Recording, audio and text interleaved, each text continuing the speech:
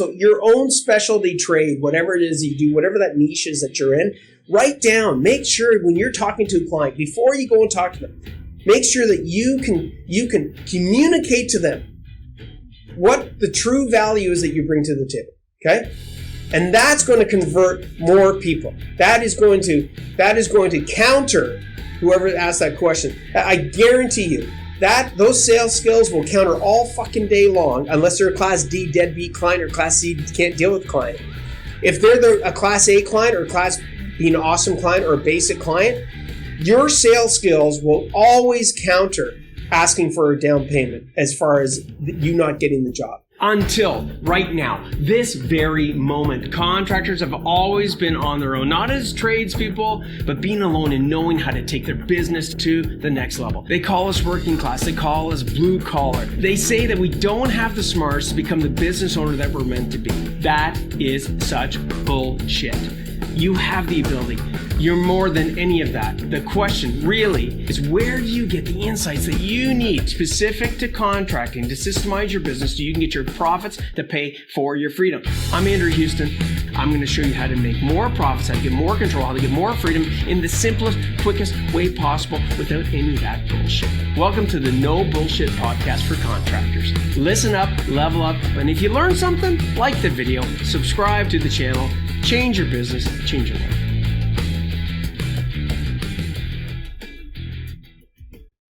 Oh, guys, I am super rocked. I'm stoked about today's No Bullshit Podcast for Contractors. I got my right-hand person here, Andrea. I'm going to introduce her in just a second. But welcome to the No Bullshit Podcast for Contractors. What we're going to be talking about today is we're going to be talking about cash flow. Okay, we're not going to be talking about everything under the sun. The core topic is going to be about cash flow. Andrea's got a very creative way of, and she's come up with this just minutes ago, a creative way of how we're going to be able to filter, not so much filter, but pick some of the questions that you guys have been asking. We've gotten lots of inquiries about cash flow. So she's got a great little strategy to make it fair, because we get hundreds of questions. Okay. I'd love to be able to address them all, but just time doesn't permit it. Okay. So we're going to get Andrea to apply her method.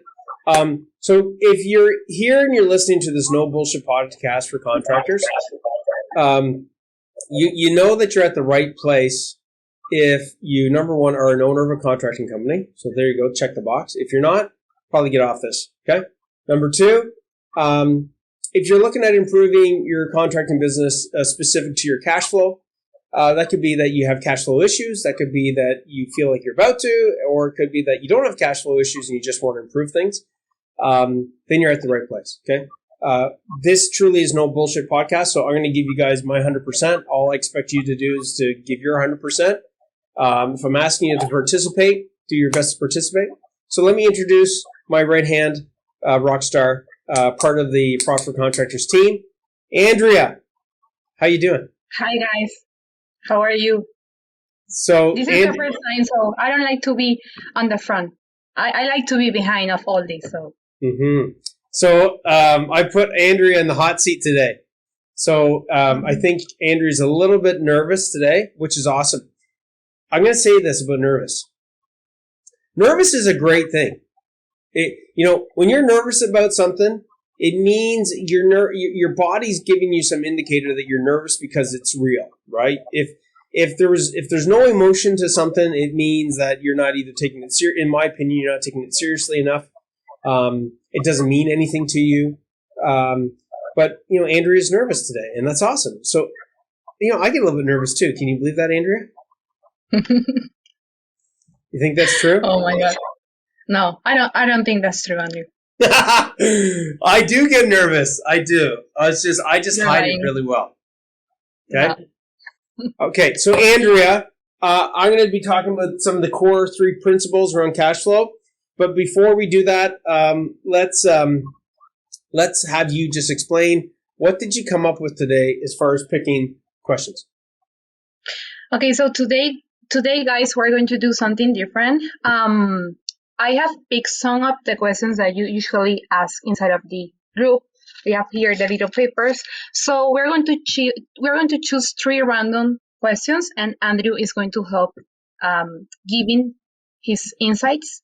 So we will see how it goes. Am I, so I'm not aware of which one you're going to pick, right? No, you don't have any idea. So let's see how it goes. Okay, so we're going to see how it goes. All right, let's see if I can answer them. Hey, by the way, maybe I can't. Maybe I can. Well, I guess we'll see. I'm not being cocky about this. I'm serious. I don't have all the answers, okay? Business is constantly evolving. The world is constantly evolving. Things change. And sometimes we have the answers, and sometimes we don't, but I guess we'll see what happens. So, on these principles, you ready, Andrea? Yeah, let's go with the first one. Well, how about we look at these principles, this concept first? Is that okay? Go ahead. Okay, perfect. So first of all, I got to get a high five. High five. All right, high five. Woo! Okay, let's go. So when we're looking at protecting our cash flow, everybody, okay, I decided to take this baby to the whiteboard. Hopefully you guys can see it okay. Bring that up a bit. All right. I try to simplify things, and it doesn't mean because I'm trying to teach to people that are stupid. I'm actually teaching it to very, very smart people. I'm teaching it to you, okay? I truly believe that contractors are fucking crazy-ass intelligent. There's no freaking way that you'd be able to read blueprints, run your jobs, do the things that you do as a tradesperson. Just being a tradesperson alone, it takes incredible intelligence. And I think a lot of people,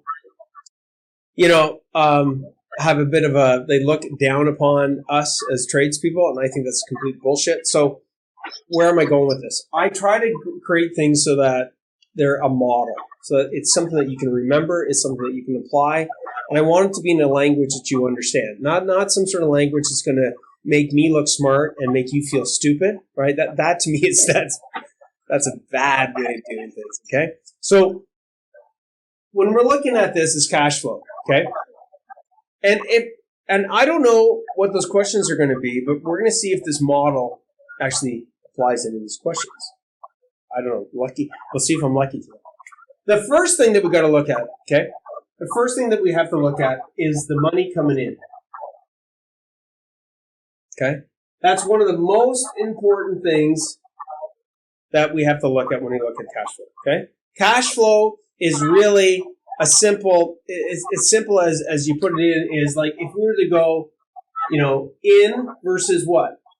Out is going to give us the amount of cash that we have. Okay?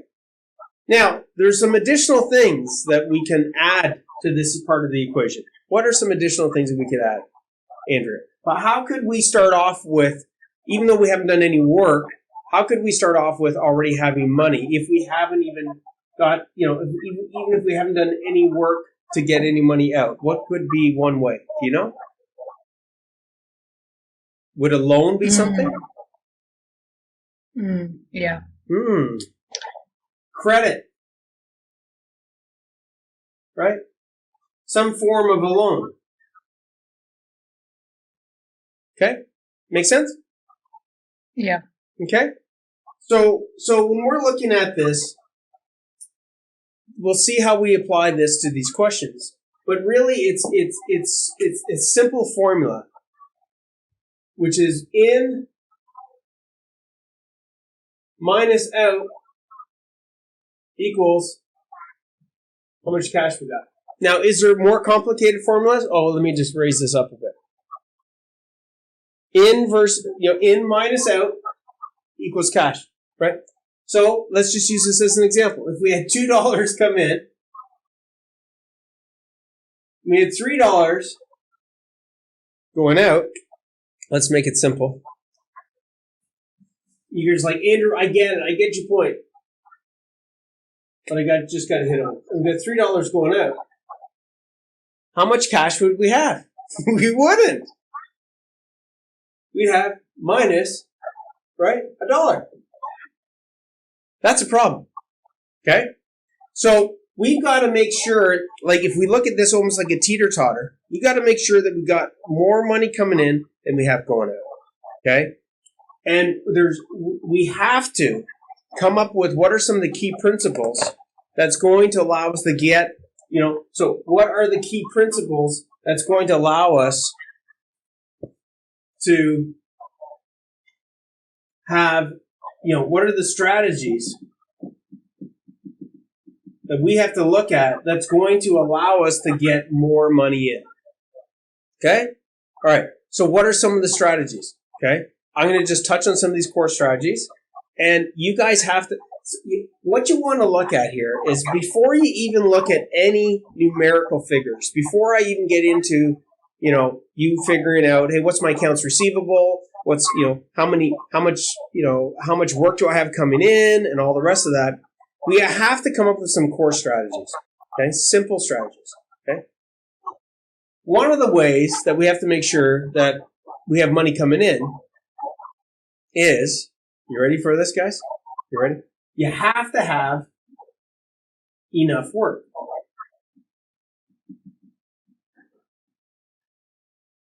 Right? Another strategy, okay, that we have to look at is we have to have enough of them finishing.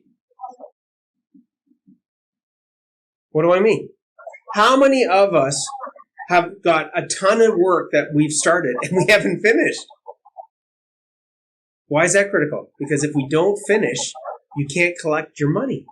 Even if you got 80% of the job done, 90% of the job done. Now, there's ways of doing this, okay, so that we can skew that, which is we want to get what's called progress billing, okay?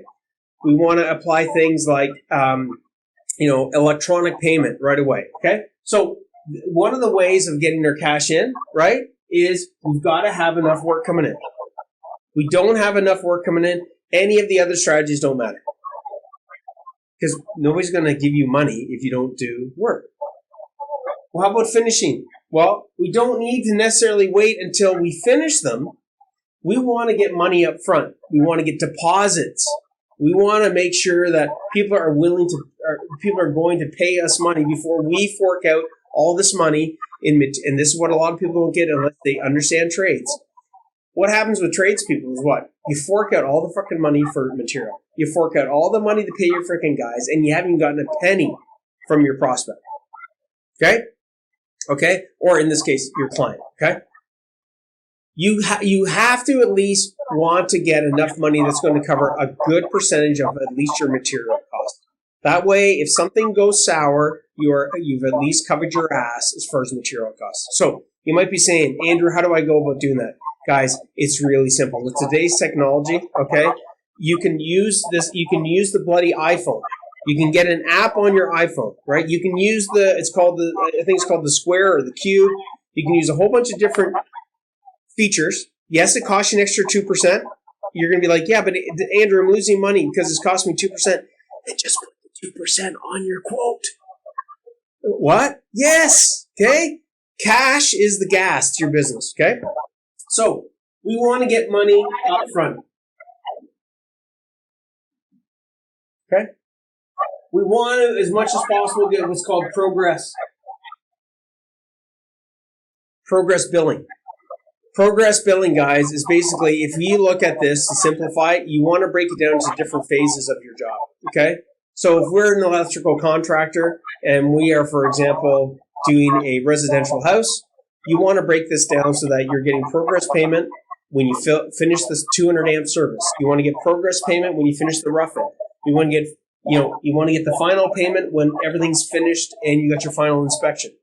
Now, why is this so critical? I'll tell you why. Because you have zero leverage over your client. If you do all this freaking work up front, you finish it, they get everything they want, and then they start, I need you to do this before I pay you. Oh, I need you to do that extra. Oh, I need you to go and, modify this and modify that. Fuck, screw that. You've got to have control right out of the gate. Either they're going to be giving you money up front, okay, as a percentage, okay, of the whole project, or as a percentage of whatever that phase is, okay? Because guess what? If something goes wrong at the, right at the stage of the 200 amp panel or 200 amp service, the best thing about this is that you have leverage because the job's not finished. So put yourself into what I call a position of power, okay? And let them know, right? Again, you want to use the right language, the right wording, but let them know, like, I'm not going to fork out all this money up front. What kind of business owner would I be? Why I'm here for the long haul. I'm here for I want to be here for your project and the next project and the next project. So as we go along, Mr. and Mrs. Jones, and we finish off the service, I'm going to get you involved to make sure that it's up to your standards. I want to make sure that this is going to be the best project, the best contractor that you've ever had. And the way to do that, Mr. and Mrs. Jones, is not to wait until the very end. We're going to do this in phases so that you're aware of what's going on. And if there's any additional things that you want changed at that moment in time, that's when we want those changes, right? And that's also when I'm going to be asking for payment. So put it as a position that it's a benefit not just for you, but it's actually a benefit for the client. Okay? Make sense, Andrea? Total sense to me. Okay. So we're going to get into some other strategies here. I'm sure some of these questions are going to bring this up. Okay? Let's talk about money going out. So I'm going to flip over on this side. So money going out. Okay? When we're looking at our terms, okay? I don't know if you can read that. It says terms. That's a pretty bad term. Yeah. Terms with your suppliers. If you're starting out in your contracting business, I can't stress this enough. So terms, guys, remember this with your suppliers. You're in what?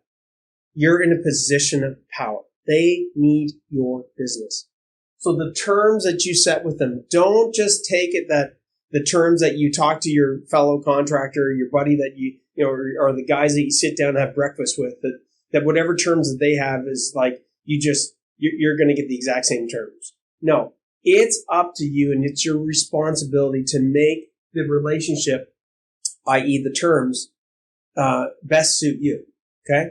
So, if you're starting out, you want to make sure that you've got terms of, what's the 30-day terms, what's the 45-day terms, what's the 90-day terms, and you want to stretch that out a bit, okay? If you're starting out, one of the worst things that will eat up your cash flow is your material costs, okay? So you want to time this out, okay? And you typically want to pick a time frame that is greater than the time that it takes you to finish a job. Now, I know a lot of you might be saying, I've got some big projects. They last super, super long. But let's try and match this up. You're like, what do you mean match up what? Match up what I just said about money coming in.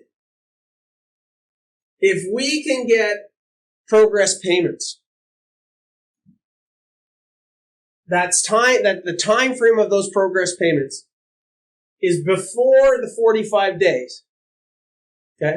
In other words, if we can get progress draws on different phases of the jobs that we do, let's say it's the rough in, or let's say it's that 200 amp service, okay? You guys know what I'm talking about. Whether you're a plumber, electrician, a drywaller, there's that initial phase, right, of getting either set up or what have you. But in this case, I'm using the example of a 200 amp service, okay? You roughly know how long it should take to do 200 amp service. Otherwise, you shouldn't be in business, okay? If you're not able to quote how long you think it's going to take to do a 200 amp service, then that's a whole nother problem, okay? But let's say it takes like a week, 1 week, right? We know that if we can work our terms being 30 days and we can get a progress draw within this period of time for the service, within a week, we know that we're going to have the money to pay for that material for that job, because they're not going to be asking for the money for 30 days. So what did you just do? You just increased your cash gap. That means there's more money coming in than more money going out. And now you'll have a what? A positive cash flow. Andrea, what's your thoughts on this? Andrew, what about those guys that act as a bank for their clients? Well, they don't request any kind of deposit or something, like what they should do in those situations. So first and foremost, we need to filter fast right out of the gate, okay? One of the things that this is going to do is it's going to highlight if somebody's not willing to pay, okay, for this phase of getting the service done, I'm just using that example, okay? We're not asking them to pay for the whole bill, the whole project. No, we're just asking them to pay for this part of it. That way we're covered for at least our material costs and potentially some of our labor costs. Then you seriously need to ask yourself, what kind of prospect or what kind of potential client could these guys be? If they're not even willing to give me this much money up front when I'm going to show to them that I've done this much of the job, Andrea, that's a major problem. Okay? You've just let, exactly. Fucking see you later, alligator, okay? There is enough work out there, guys, for you that when we take this approach and we position it that it's in the benefit of the client, if you put something in front of a client and it's a benefit for them, and then they're not willing to pay for that benefit, then you have a Class D deadbeat or Class C can't deal with client, and they are going to use you as a bank. Make sense? Andrea, we good? Okay, does that answer your question? I know we have a little bit of a delay. All clear now, Andrew. What's that? Everything is clear now. Okay, yeah, good. Because we had the situation with a lot of members from the group, so. Okay, perfect. Okay, awesome. Okay, so there's an example, guys. Now there's dozens of examples, so let's get into some of these questions, okay? The key here I want you to walk away with is you need to manage the amount of money coming in and the amount of money going out. I do want to go a little bit deeper with this, but I want to give the benefit of the doubt to everybody that gets some of these questions asked, right? Which might maybe highlight some of these other principles. So let's let the drum roll happen and pick away. Give me a question. Okay, let's see. It's my turn now. Mm. See, guys. Love it. Okay, let me see. Okay, here I have the first one. Andrew, what do you think about opening a different bank account? Will this help me to keep my numbers organized and taking control over my cash flow? Okay, a big, huge yes. So let's talk about the different accounts. What a great question. Was there a name to that person? No, I don't have the name. Okay. So let's see here. How can I do this? So yeah, there's enough room. I'm gonna work in this zone here. See if I can. Yeah, that's good. Good. So I'm gonna tell you is the first bank account that you got to set up. Can you read that, Andrea? Yeah, tax. Tax. You're like, what? So team, just to let you know, I have multiple different bank accounts. One of the most important bank accounts that I have is my tax account. Now, what is my tax account? I don't care if you're in the States. I don't care if you're in freaking South Africa. I don't care if you're in Canada. We all got to pay to the man, okay, or to the government, right? And too many times we don't allocate enough money for the tax, right? And then what happens is, and you maybe can relate to this, then we end up with cash flow issues. Why? Because the government has no mercy. When they want their money, they want it now. Now, isn't it different when they owe us money, right? Anyways, welcome to life. Welcome to being a business owner, okay? So you want to do this very simply. If you don't have a separate account for your taxes, you need to get that set up ASAP, all right? So what you want to do is you want to look at all the different percentages of taxes here in Canada. You know, we're going to look at our HST, okay? We're going to look at our income tax, okay? We're going to look at, are there other taxes that we have to look at paying? Whatever those taxes are, we're going to add those up. We're going to figure out what the total is, and that is going to give us a percentage.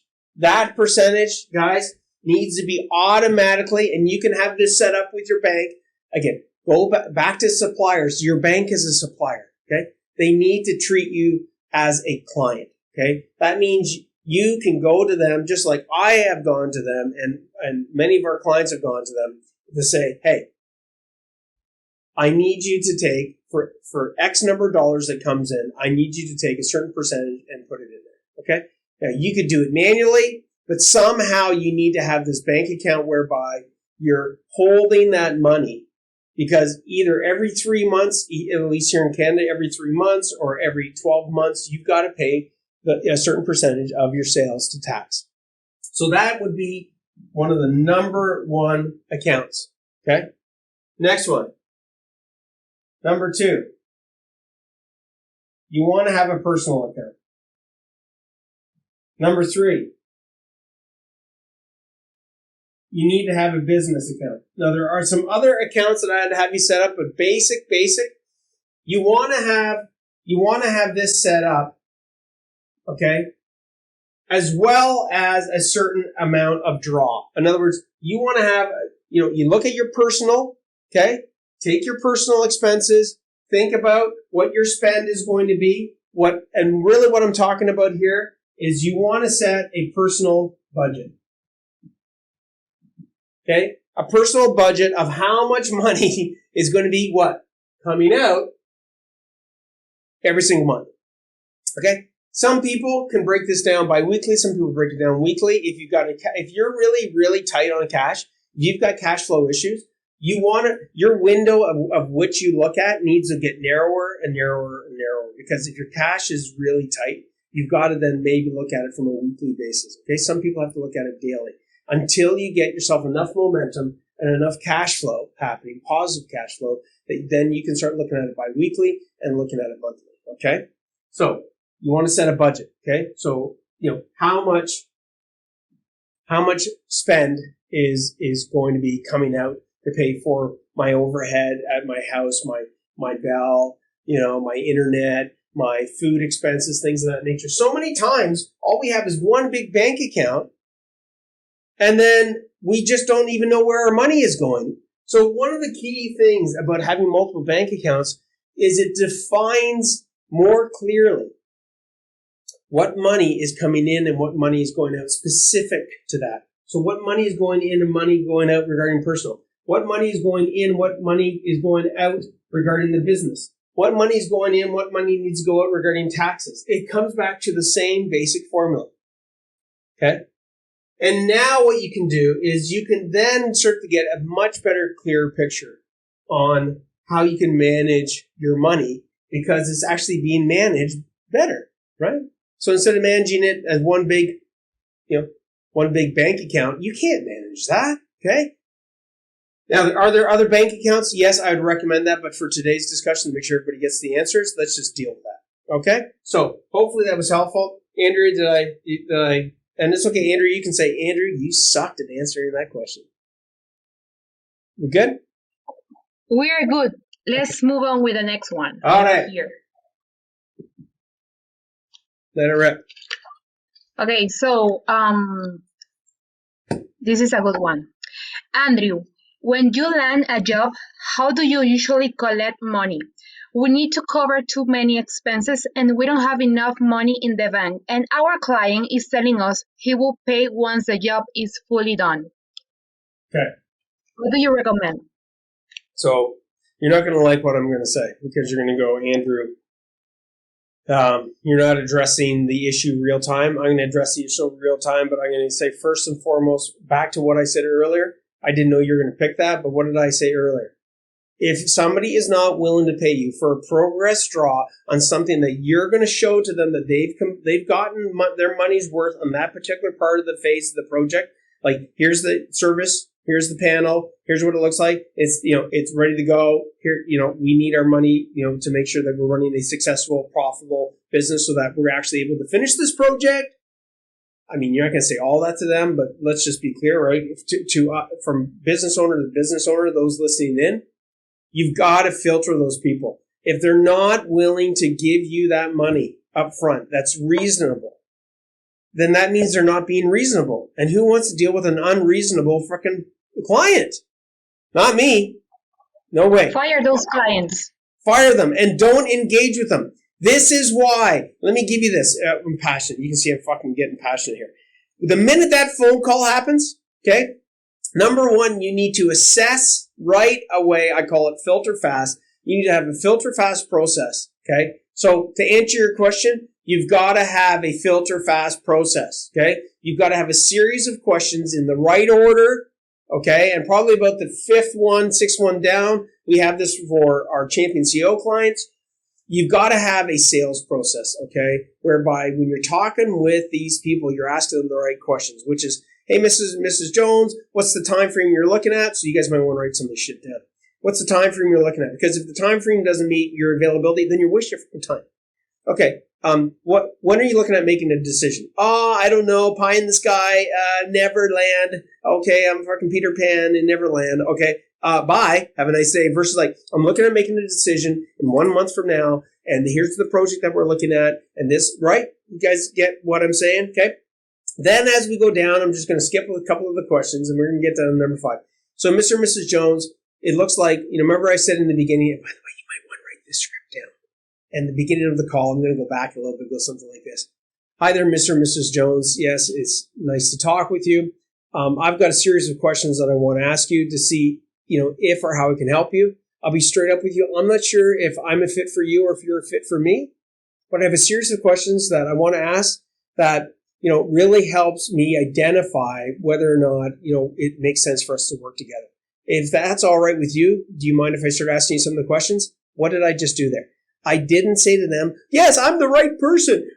No, fuck it. I don't know if I'm the right person. I haven't asked you the questions yet. Position yourself, right, in a position of power, not poverty. Power, not poverty. Poverty is desperate. Yes, I'll take this job. Yeah, no money down. Yeah, dude, that's freaking poverty. Okay? And who's going to be in poverty? You be in poverty. Okay? Our clients, our champion CEOs, won't be in poverty because they'll let you have those clients. No offense. Somebody's going to get them. Some sucker. Okay? So now we've got these questions, right? Because we've gotten what? We got their approval. Like, hey, yep, no problem. Great. Ask away. Now, hey, Mr. and Mrs. Jones, one of the last questions I've got for you is this. It looks like you're a fit. Your time frame meets our criteria. The type of scope of work meets what it is that we provide. As you could see from our testimonials and what I walked through with you, this is exactly what we do because it's not this and this and this, but it's exactly this. And you're in the right area, in the right location. The last thing I just want to set the right criteria for is we're here to have a very successful business. And successful business means that we want to be around and we can deliver the best of class service for you guys. Now, with that being said, one of the things that we've got in place to make sure that along the way that we're clear on, you're getting exactly what it is that we promised to you is that we have something called progress billing. And how that works is that as we get to these different phases, you sign off, at these different phases of progress. That's why it's called progress billing. Okay. To ensure that we're all on the same page the whole way through, not waiting until the end, until things are off the rails. So that's how we work. Is that going to be an issue for you? We take 20% up front, and this is why it's 20% because the majority of our cost of material is this amount. Then we do this progress draw, then we do that progress draw. Guys, that's how you fucking do it, okay? That's how you do it, okay? It's not exactly how you do it because it's a whole process, but that's how you do it as far as the framework of it, okay? So do not accept, back to that person's question, do not accept working with them if they're not willing to give you some form of a down payment. Otherwise, you are at, and even if by chance you've done work in the past and you're like, you know what, people have paid me when they said they could pay me, I want to tell you something. You're running a fucking business. You're not running a bank, okay? And if you're not willing to set those terms and conditions, then guess what? You are putting yourself at risk. You're putting your employees at risk. You're putting your business at risk. You're putting your family at risk. And guess what? That is not worth the risk. So there's my response to that. Well, Andrea, what do you think about sending the tool, the filtering fast system tool that you guys use to filter clients to the people who is watching the live right now? Totally. You have to drop a comment below so we can send you the tool after the live. Okay, does that sound like a plan? Yes. Okay, awesome. Okay, so I'm finally looking at the comments section. That's super cool. I love this. Hello, Andrew Houston. Hope you're doing well. Facebook user, I don't know who that is, but anyways, it's all cool. I am doing great. I'm doing fucking amazing. Okay. How can I not be with this amazing right-hand person, right? Andrew's like totally doing a great job. Okay. So anything? I think, did we address 3 or did we just do 2? No, we did 2. So now we have the third one. Okay, let it rip. Let me see. And guys, listen, this is for you, okay? I'm talking straight up with you. I think you guys all know this. I don't have to do this. I just love helping great people. And contractors, I just love, okay? Because you guys are awesome hard workers and you're freaking intelligent. You just need a little bit of guidance. That's all, right? And you know what? I'm going to know if you're on the pathway to being a champion. So if you do raise your hand, if you do ask questions, if you do ask for help, okay? One of the greatest attributes of a champion CEO, not just of your business, but of your life, is by asking for help. It's not weakness. It's like one of the killer, like non-negotiable identity aspects of somebody that is really going to be on the pathway to progress and profits versus poverty, is asking for help. So ask away. Okay, let it rip. Okay, I think that you already answered this question, but I'm going to tell it to you anyways. Okay, so I never request a deposit to my clients. This usually helps me to land more jobs, but it is affecting me as a business person and as a father because I always have cash flow issues. What should I do? Interesting. So is he saying that he does do deposits, right? Is that what he's saying? He never requests for a deposit to the clients. Okay. So here's one of the things, okay? So when you have cash flow issues, I'm going to be straight up with you. Okay, let's see. Hold it up. I never Christmas deposit my clients to land more jobs. This usually helps me land more jobs. Okay, I see. I got it. Okay, I got it. Okay. Here's the question. Do you really want to become a champion CEO? Do you? That's really the question. I'll tell you what. A champion CEO is a person as a father that is going to make the right decisions, even though they might be tough decisions, even though it might be not the way that you normally do it, even though it might challenge your identity, that believes in the value that they bring to the table. One of the biggest challenges that we have is we don't value ourselves. We don't value us being tradespeople, right? We don't value our intelligence, our intellect, our ability to plan, our skill set, our knowledge, our fucking years and years and years of knowledge. Actually, knowledge that has been passed down to us for hundreds and hundreds of years. I mean, all you tradies are aware of people called masons, right? I mean, you think about it. Those are the guys that built the castles. Those are the guys that built the churches. Those are the guys that, and not just the guys and gals, but let's just the masons, right? That's thousands of years of knowledge. If you add like thousands and thousands of years of knowledge, if you pass it, you look at the knowledge of one person being passed on to another, being passed on. And yet we don't value ourselves and we don't value the work that we do. One prime indicator of you valuing yourself enough and what you do is that you're willing to ask for money up front because you know your value. You know that you're worth it. And you know that you're not going to put your business at risk. Okay? So first and foremost, you want to get clear on your value. Truly think about, if you're listening in, how much knowledge you have. Like just take, even right after this, just think about how much experience that you've built up over the years. How many fucking mistakes did you have to make, right? To be able to know what you know. How many fucking, trial by errors. How many times you were in the fucking trenches, right? Even as an apprentice. I remember me getting fucking a hernia. I remember having to go to the hospital. I remember getting shocked. I remember seriously, life and death shit to become a good tradesperson. Life and death shit, okay? You are worth it, okay? So number one, you're worth it, okay? And I could go on about that forever, but you need to reflect in the mirror. And it's almost like a daily routine. I do it now, a daily routine, a little bit of meditation. It's just to sit down and pause and realize the impact that you're having. Okay? I never really realized it until I started taking the time to realize it. It's hard to realize something unless you take the time to realize it, okay? Think about, the homes that you've built, if you're builders. Think about the electrical that you've put into the home so that somebody can live and be safe inside that environment instead of the fucking place burning down and killing them and their kids. Like, seriously, think about the work you do. Plumbers having to deal with, sewage and things that most people would be like, oh my God, I can't. And yet we have to deal with that kind of stuff. And you're like dealing with it in a healthy, safe way so that your clients can be safe. Okay. So understand your value. Take time every day to reflect on, maybe in the beginning for 5 minutes when you're driving back from a job site, like, what did we do today? What did we accomplish? What did we do, and how is it impacting these clients that we have? Okay. So that's super important. Okay. I get a little bit emotional about it because I'm super passionate about how much, like, people have no fucking clue how much time and energy and effort and all the risks that we've taken to become the tradespeople that we are and the business that we are. Okay. So that's one thing.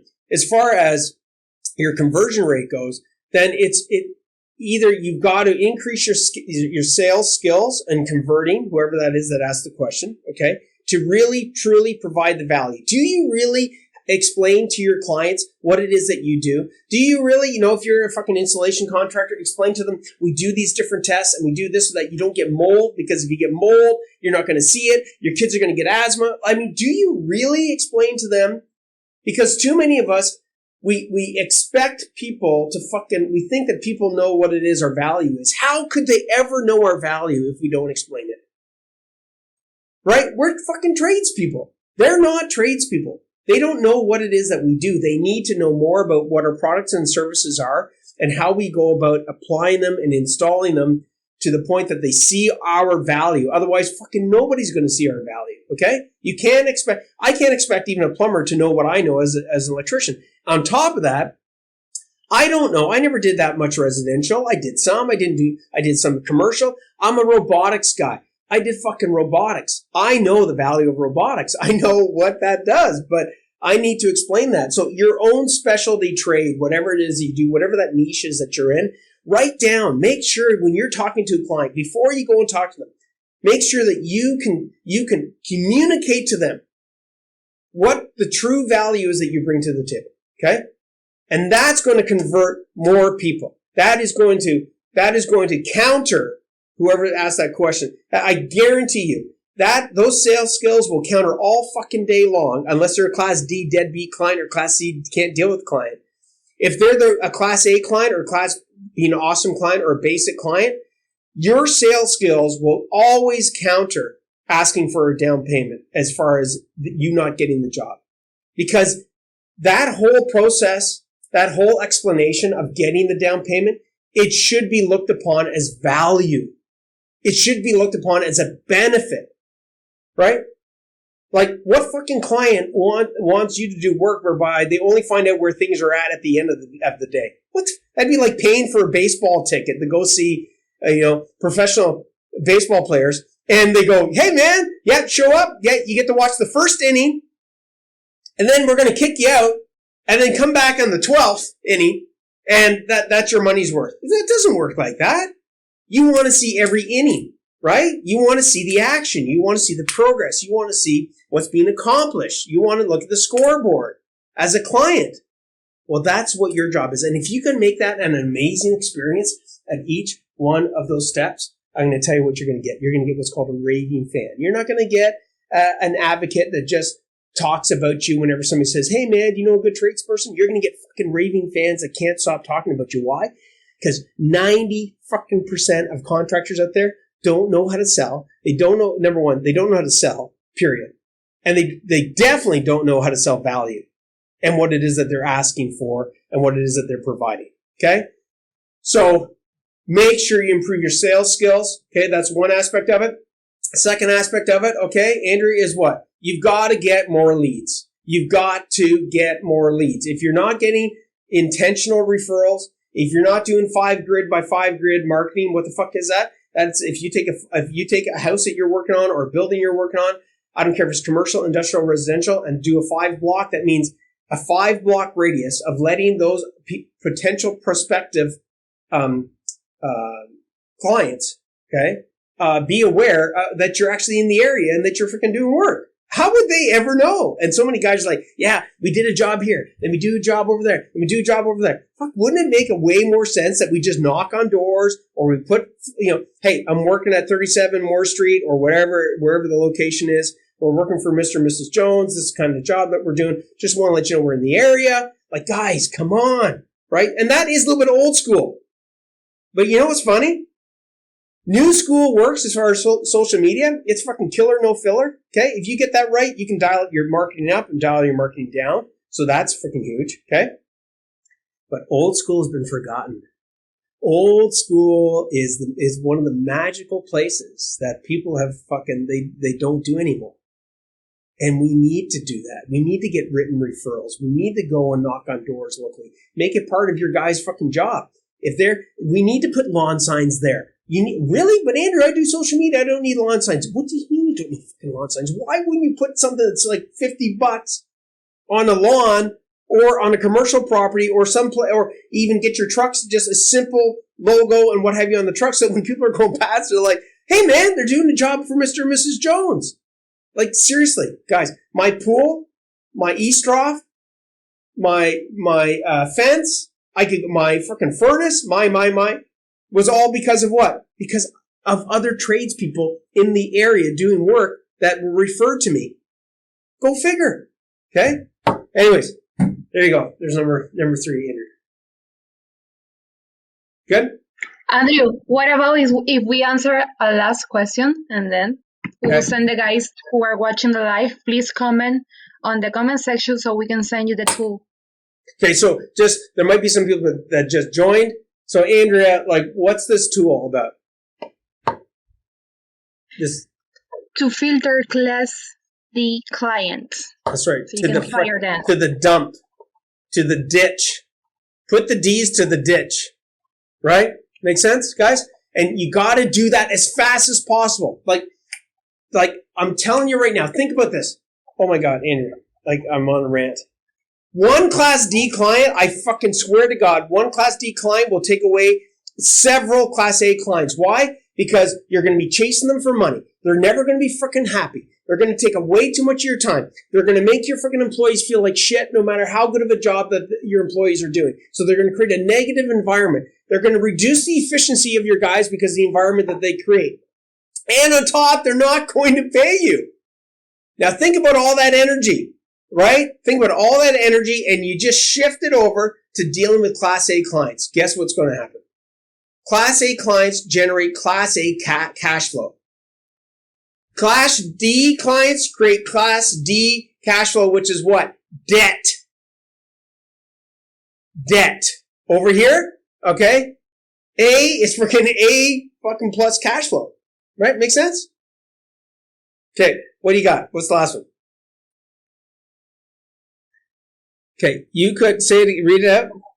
Yeah, let me read it.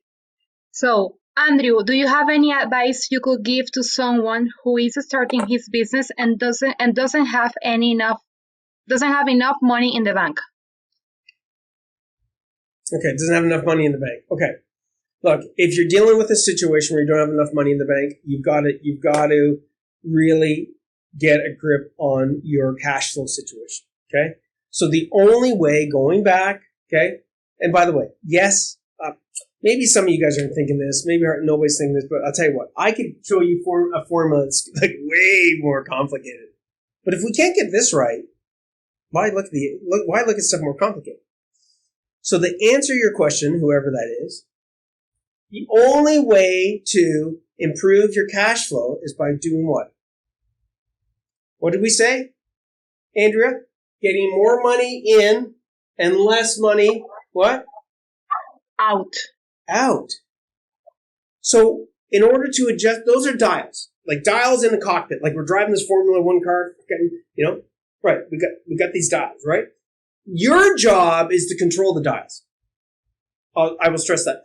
Your job is to control those dials. Not the other way around. I mean, does a Formula 1 driver drive a car? I mean, even a freaking moped. Forget about Formula 1, right? Imagine you driving a moped and like there's this little invisible person, and as you're driving this little moped, even a fucking bicycle, right? And you're hanging onto the steering wheel, all of a sudden, oh, somebody decides, oh, I'm going to push the steering wheel that way. Oh my God, you wipe out, right? You hurt yourself, right? Okay. You ride a bicycle in control, right? You take one hand off, you don't have as much control. Take both hands off, you can still ride that bike. You sure as shit better make sure you don't hit a fucking pothole. Something, little stone could throw you off, right? A little fucking pebble. Some little kid throws a ball bearing out. It's like, ha ha ha. And next thing you know, you're fucking face plant. That's the same as your business. Our job, whether you got a starter business and it's just starting out as a bicycle, or you got a really, really big business and it's the Formula One car, you are the driver. Okay? Either you're running your business right now, you're in the driver's seat, you're in the fucking back seat, and somebody else is driving the car, like your clients, like your suppliers, like everybody else in the world, or you're in the fucking boot of the car, in the trunk of the car, and the lights are turned out, and man, you're getting thrown all over the place. So what do we have to do? You got to rip the guy that's, kick the fucking back seat out if you're in the trunk. Grab the guy that's in the fucking back seat, throw him out. Grab the guy that's in the driver's seat, throw him out, and you got to grab a hold of that steering wheel. So let's get to the point. You need to either go get a loan. You need to expand on your loan, your line of credit. You need to get money to come in. That means you need to finish off jobs. You might have 5 jobs on the go. You might have 6 jobs on the go. Sometimes we have to sacrifice. And I know you might not want to hear this, but this is fucking running a business. You got 5 jobs on the go right now, and you've made some. This is brutal. And if it's life or death, I'm not saying to do this all the time, but if it is life and death of your business surviving, then you need to do this shit. Then you have to survive in life and death. I'm going to say something that might damage my. How do you say, might damage how you guys think of me. I'll tell you something. If it's life and death for my fucking kids, somebody say, Andrew, would you ever steal? I'd steal like that. Yeah, but Andrew, that's wrong. You just put my kids, you put my kids into the equation. I will do whatever it takes to make my kids survive. Just to be clear. Okay? Now, there's certain lines we have to draw in the sand. Okay? But if it's as simple as putting a line in the sand as far as trying to make your business survive, then what do you got to do? You got 5 jobs on the go, and you got these 2 that could be completed in a week from now if you put all your guys' efforts on it. And yet you've made promises to finish these 3 jobs in the next 2 weeks. Sometimes you got to take the hit, man. And you've got to go, I got to finish these 2 jobs so that I can get payment. Because guess what? The reality is, just like being in a plane. If there's a plane going down, you got your kids beside you, the masks come down, a lot of adults will go and grab the mask and they'll put it on the kids first. But that's not the right, responsible thing to do. You've got to put the mask on you first. Then you put it on your kids. Otherwise, if you don't put the mask on you first, you might be passed out and you can't help your kids. Well, if you don't get these 2 jobs done and collect the cash on those 2 jobs, you might never get to those 3 jobs. So sometimes we got to do some things that, even though we made a promise on these 3, if it means the survival of our business, then you got to do that kind of shit. Okay? So whoever's listening in on this, you got to be tracking your frickin' jobs. If you're not tracking your jobs on a big whiteboard like this, go get a frickin' whiteboard. You guys think, I'm serious. I don't know if this is going to throw things off. But anyways, you guys get it. I'm not going to turn my thing because I don't want to throw my camera off. But I'm in a room right now. Okay? And just to give you an example, let's see if I can show it. I'm in what? What's that? Sales pit. Yeah, that's right. It's a room. It's our sales room. Okay. Why am I bringing this up? Because there's a whole bunch of data, a whole bunch of information, okay, that we have to track when it comes to sales. Guys, guess what? You need to track like a board. You need to have a whiteboard. Okay. I don't care if it's in a freaking spreadsheet. You need to have all the jobs that you've got. That marker is got out of bed, Joe. You need to have all the jobs that you've got on the go. You need to identify. So here's your jobs. Super simple. Okay. You need to then identify, what is the status of them. Okay? In other words, break them down. Remember I talked about phases? I'm wrapping all this in together. We talked about phases of progress billing. Maybe if you got 3 phases, then this guy's, in phase number 1. This one's in phase number 3. Right? This one's phase number 2. Guess what? When I look at this board right away, I'm like, oh, I got to get some cash. Guys, we got to get number 3 fucking done. Or if it's progress billing, guess what? Instead of us waiting for the whole job to be done, we can go get that service done or go get that one phase of it done so that we can collect some money. You've got to get money coming in, and you have to do it intentionally. Money doesn't come in just magically, okay? You have to do it intentionally, okay? So that's on the money end. Let's talk about the money going out. You got to go to your suppliers. I will fucking tell you this right now. I used to be head of a department, the automation department, at a very large electrical contracting supplier, okay? Westburn Road, by the way, okay? So really big contracting supplier for electrical. And if somebody came to me as a client, okay, and said, Andrew, I need you to push out my payments of the material, otherwise I'm going to go bankrupt. What would I say? No, man, go bankrupt. I need my money. No, guys. No, I would say, listen, man, I mean, this is not ideal, but I can push out for 15 days, or I can push out for 20 days, or, I can reduce the amount that you want to pay me. If it means to me and to my bosses up above that business is going to stay in business so we can collect our fucking 10 grand or 20 grand or 100 grand, they're going to go, yes, keep that business going. Otherwise, we're going to get nothing. Okay? So go to your suppliers, explain to them.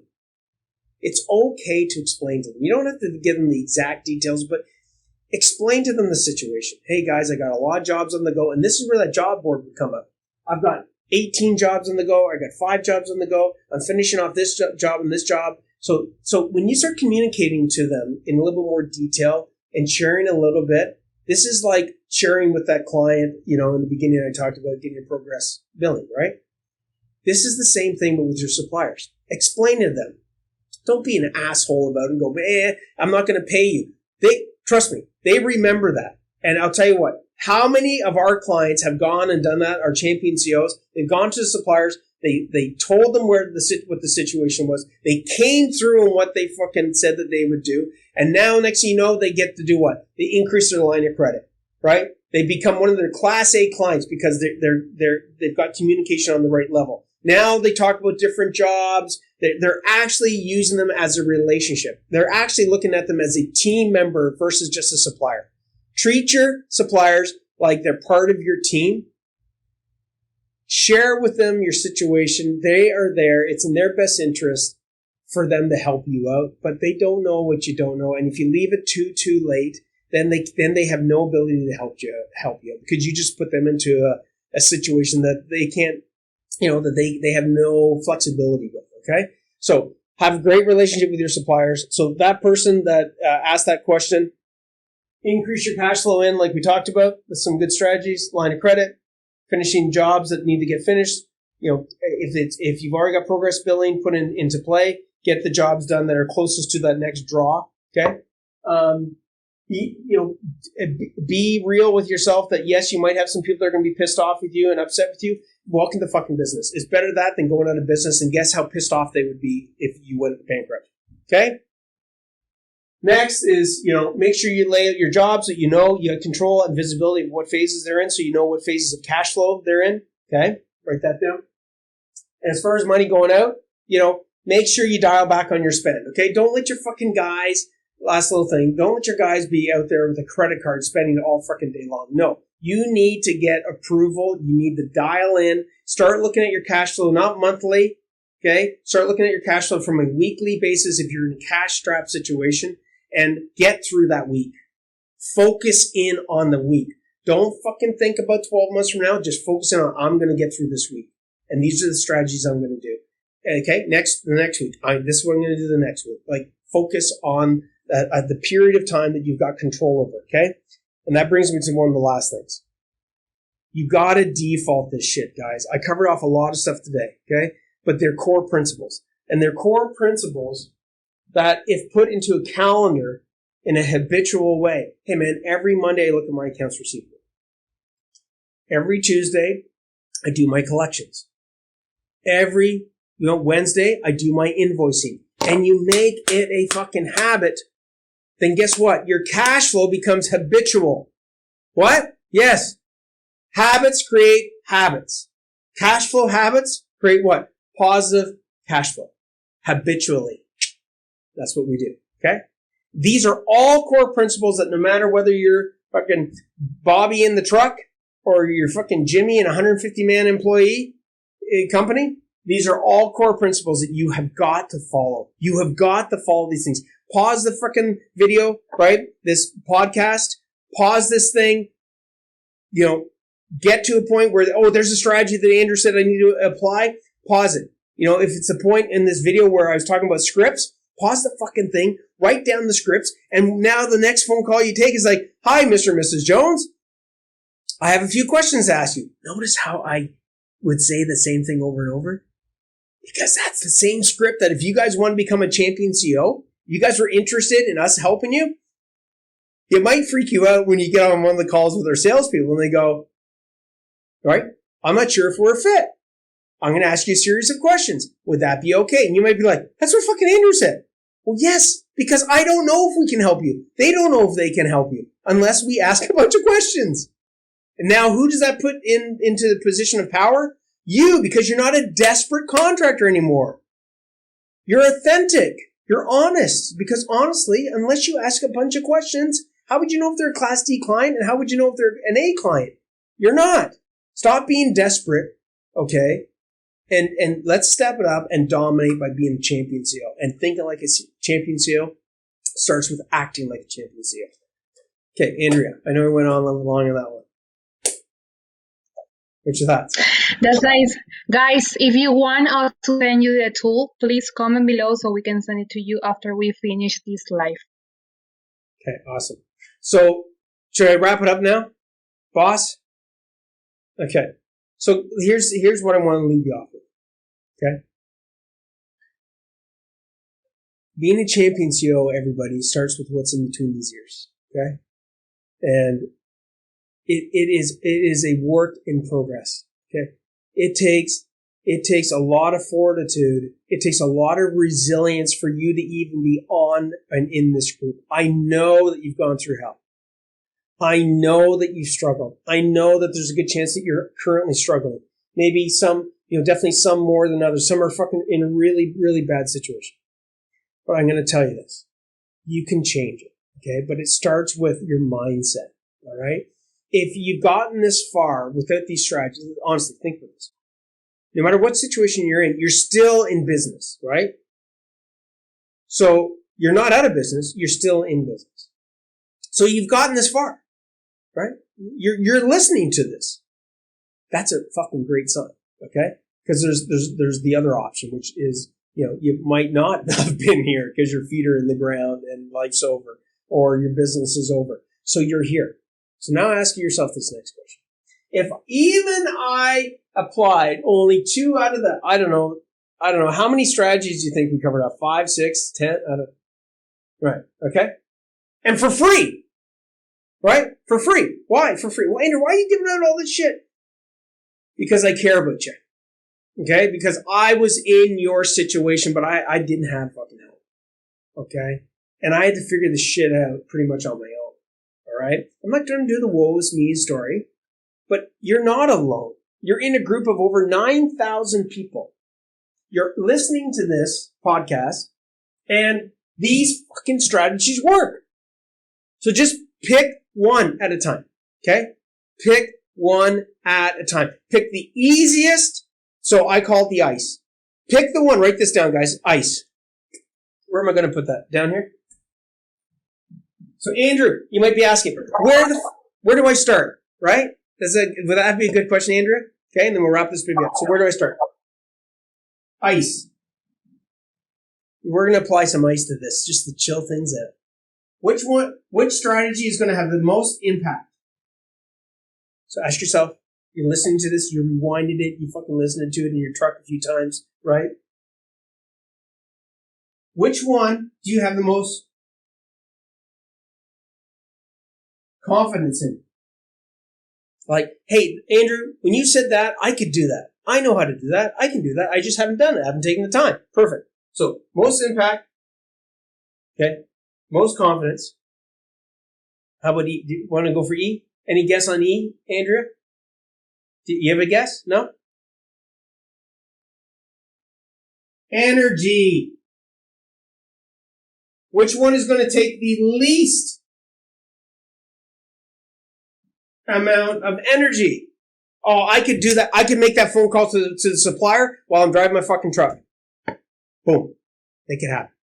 Hey, Jimmy. Hey, John. Here's my situation. You got a minute to talk about it. Maybe you got to go and drive in to see them. Well, guess what? Fucking you go and see the suppliers anyways, don't you? You got to go pick up material. So that could be an easy one for you. Just go have a conversation with them. And trust me, you'd be amazed at what a supplier's willing to do for you if you have a conversation with them. Because 90% of their clients don't have conversations. And then they put the supplier or the sales guy of that account into a fucking bad situation. Now the guy looks like a jackass instead of looking like a hero. Okay? Make your suppliers look like heroes.